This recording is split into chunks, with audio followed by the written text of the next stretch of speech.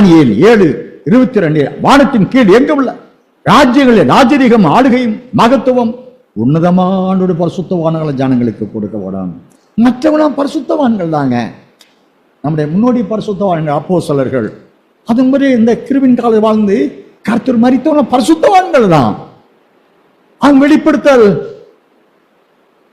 14ஆம் அதிகாரம் 13ஆம் வாசிங்களே. பின்பு பரலோகத்திலிருந்து ஒரு சத்தம் உண்டாக கேட்டேன், அது கர்த்தருக்குள் மரிக்கிறவர்கள் இது முதல் பாக்கியவான்கள் என்று எழுது. அவர்கள் தங்கள் பிரயாசங்களை விட்டொழிந்து இளைப்பாறுவார்கள். அவருடைய கிரியைகள் அவர்களோட போகும். இவர்கள் இது முதல் கொண்டு பலூத்துந்தான சத்தம் என்ன சொல்லுது?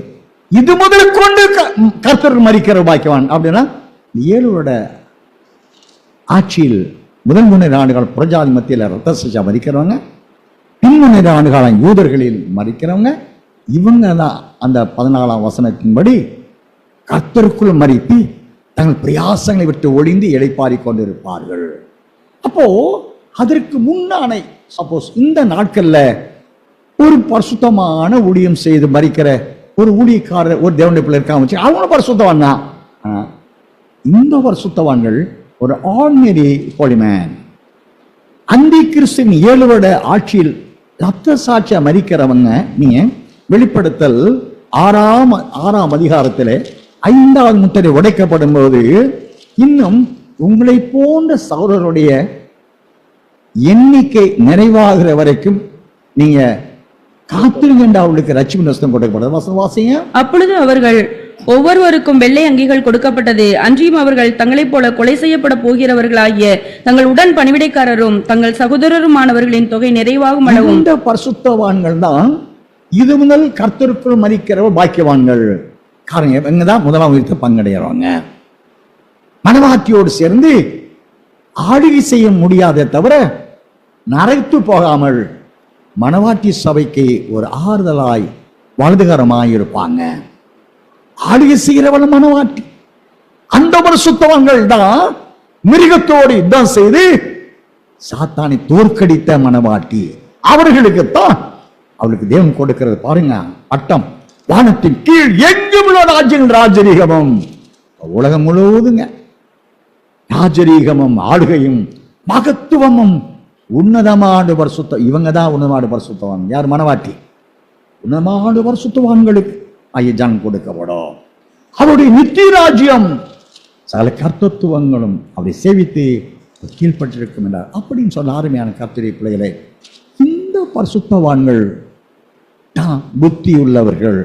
இவர்கள் தான் மனவாட்டி சபையை சார்ந்தவர்கள். அப்ப இவர்கள் தான் தானியேல் 7ஆம் அதிகாரம் 10ஆம் வசனத்தின்படி அவருக்கு முன்பாக நின்று அவரை ஆராதிக்கிறவர்கள். மற்ற அனைவருமே நியாயத்தீர்ப்புக்காக பாவிகளானவர்கள் நின்று கொண்டிருக்கிறவர்கள். அவங்க எண்ணிக்கை என்னங்க? கோடான கோடி பேர். இப்போ நம்முடைய அன்பின் ஆண்டவர், நீங்க இன்னும் டைம் ஆயிடுச்சு. அன்பு பிதாவுடைய ஆவிக்குரிய நிலை உபாகமம் 32ஆம் அதிகாரம் 22ஆம் வாசிங்களே. என் கோபத்தினால் அக்கினி பற்றி கொண்டது, அது தாழ்ந்த நரகம் மட்டும் எரியும். கோபத்தினாலே அக்கினி பற்றி கொண்டது. எப்ப சாத்தாம்பைய சீயோனில் காப்பாற்றி கேருவாய் இருந்த உடனே நாம நம்பி இவனை நம்முடைய சாயலை முதலாக உண்டாக்கணுமே. இப்போ இவன் நம்முடைய சிங்காசனம் ஆளுகை ஆராதனை எல்லாம் தனக்குரியதாக பெருமை கடன் கொடுத்துட்டாங்கன்னு கோபப்பட்டாருங்க. தேவன் கோபப்பட்ட உடனே அவர் கோபம் அங்க அக்கினி குலமா மாறினது. வாசிங்க. என் கோபத்தினால் அக்கினி பற்றி கொண்டது, அது தாழ்ந்த நரகம் மட்டும் எரியும், அது பூமியையும் அதன் பலனையும் அழித்து பர்வதங்களின் அஸ்திபாரம். வந்த உடனே அவர் இருந்த அக்கினி பழம்பு பாருங்க, அவரில் இருந்து அக்கினி நதி புறப்பட்டு போச்சு. அது எப்படி உண்டாச்சுங்க? ஆண்டவரை உண்டாக்கினாரா? அக்கினி நதியை ஆண்டவர் உண்டாக்கல.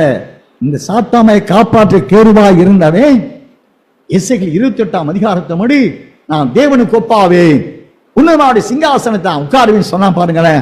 அது நிமித்தமாய் தேவன் கோபப்பட்டார். கோபப்பட்ட உடனே அவரில் இருக்கிற அந்த கோபம் அக்கினி குழம்பாய் அவரது புறப்பட்டு சீயோனின் வடபுலத்தில் ஆராதனை கூடாரம், அது சற்று மேடான பகுதி. சீயோன் நகரத்தின் தென்பகுதி சற்று பள்ளமான பகுதி. அது தாழ்ந்த இடம் சொல்லப்படுது. நான் வாசித்த அந்த உபாகமம் 32:22 வசனத்தின்படி தாழ்ந்த இடம் மட்டும் போய் அங்கே அந்த அக்கினி குளம் ஒன்றாய் சேர்ந்து கொண்டது.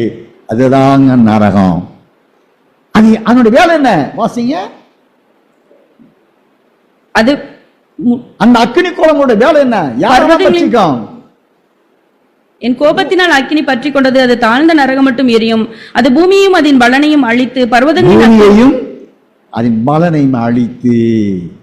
அப்போ பூமி அதன் பலனை அழிக்கும். நியாய தீர்ப்பு.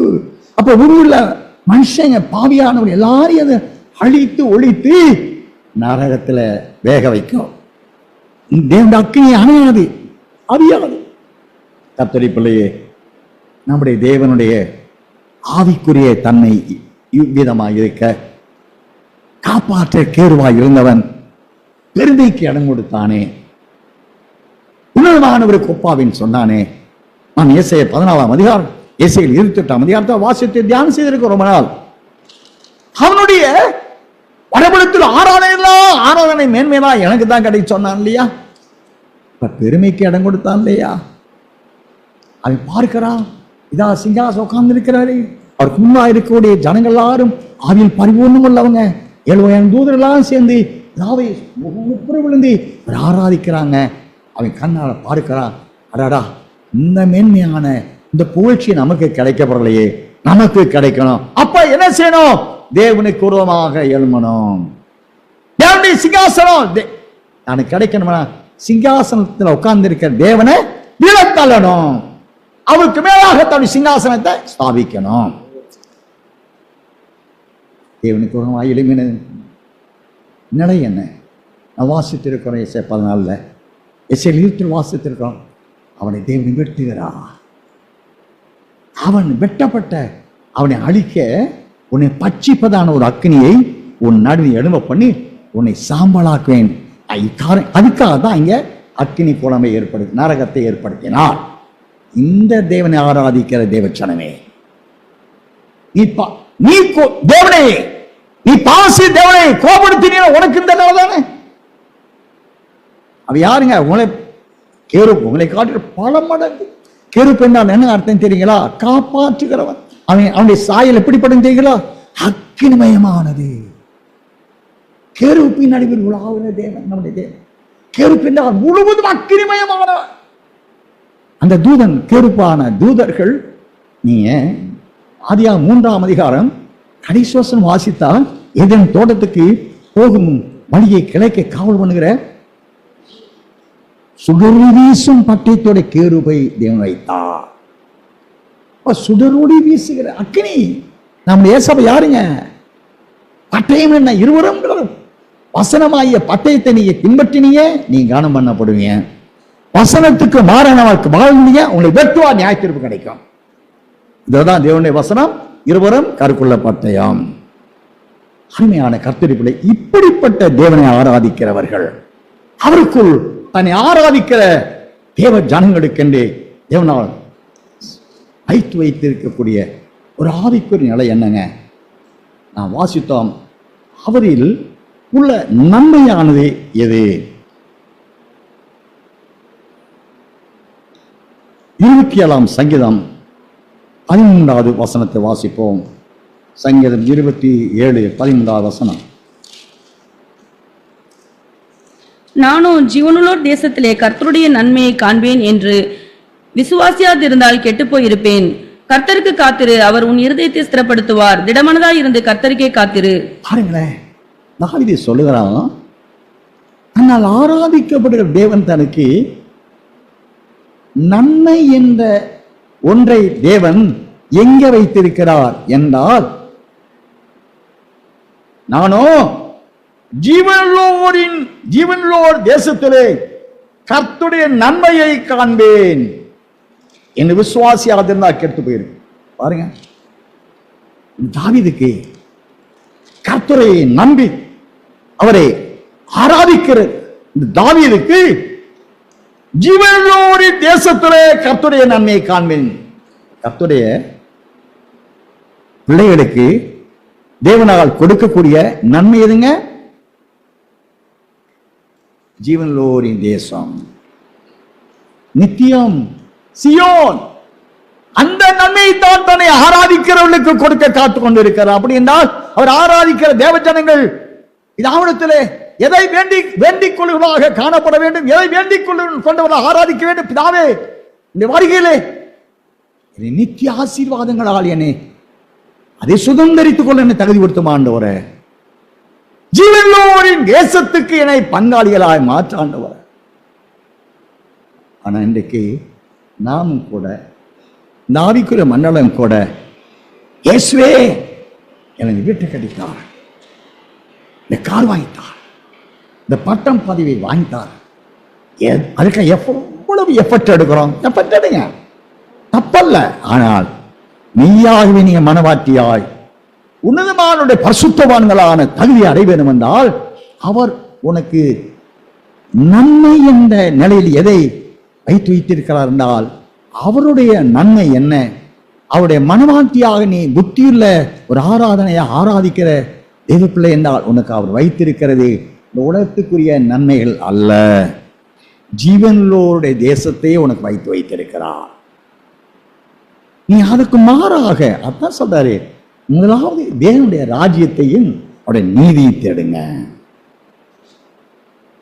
இந்த அச்சடிச்ச காகிதத்தை தேடாதீங்க, உலக பெருமையை தேடாதீங்க, எல்லாரும் வாழ்த்துப்படணும் தேடாதீங்க, மாம்ச வெறியோண்டு தெரியாதீங்க, உலக சிநேகத்தை கட்டி பிடிச்சிட்டு அலையாதீங்க. இதெல்லாம் மாயை, மாயை. அருமையான கர்த்தரை பிள்ளைகளே, வேதத்தில் பக்தன் சாலமோன் சொல்றான், பிரசங்கின் புஸ்தகம், அல்லேலூயா, பிரசங்கின் புஸ்தகம் 11ஆம் அதிகாரம்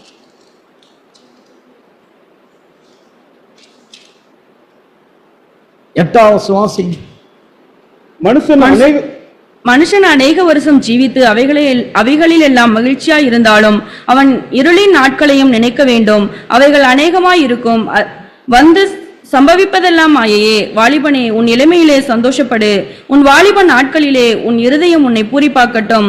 உன் நெஞ்சின் வழிகளிலும் உன் கண்களின் காட்சியிலும் நட. ஆனாலும் இவைகளில் எல்லாவற்றின் நிமித்தமும் தேவன் உன்னை நியாயத்திலே கொண்டு வந்து நிறுத்துவார் என்று அறி.